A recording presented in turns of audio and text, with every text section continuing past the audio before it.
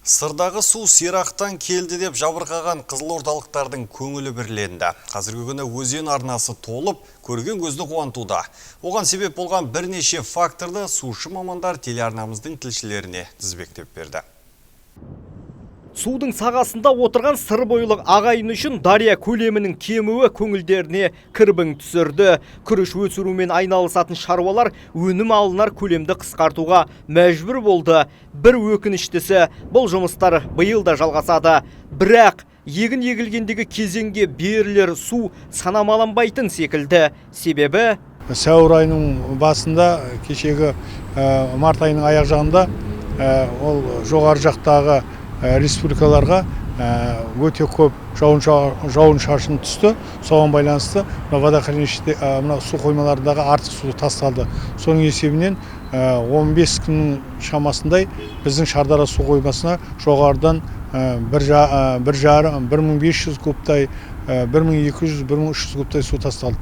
Сол жоғарыда тасталған суды Шардара су қоймасының сыйымдылығынан артық болғандықтан соны төмен қарай тастадық. Оның где-то 350-400 кубын Көксарай суреттегішіне қабылдап алды да, қалғаны осы Сырдария өзеніне жіберді.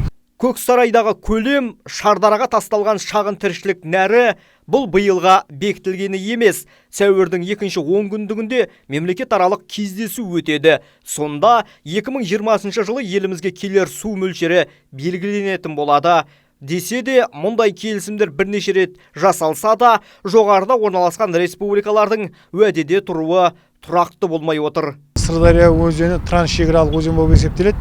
Жаңағы жоғарыдағы 4 мемлекетке өте байланысты. Жаңағы Қырғызстан, Өзбекстан, Тәжікстан. Сондықтан ол жылма-жыл осы МКК дейді, мемлекетаралық келісім бар. Сол келісімге қол қойылады, келісіледі.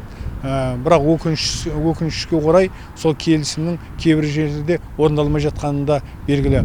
Былтырғы жылы біз сол жоғарыда орналасқан мемлекеттермен жаз айларында 4 миллиард 200 миллион текше метр су береміз деп келісілген болатын. Бірақ өкініштісі сол 50%-ға ғана орындалды.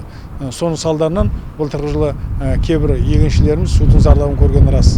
Сырдарияның қазіргі қалпына көз алданып қалмасын. Егіннің маусымында Шіркейлі каналына су жіберілгенде ол әлбетте тартылады. Аталмыш канал біздің екінші дариямыз десек те қате емес. Себебі оны 4 аудан пайдаланып отыр.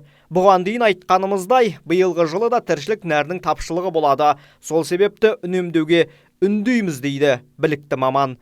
Нұрдаулет Қалабеков, Ғалымжан Қожақов, Нұрымжан Тұрашев, Қызылорда қоғамдық телеарнасы.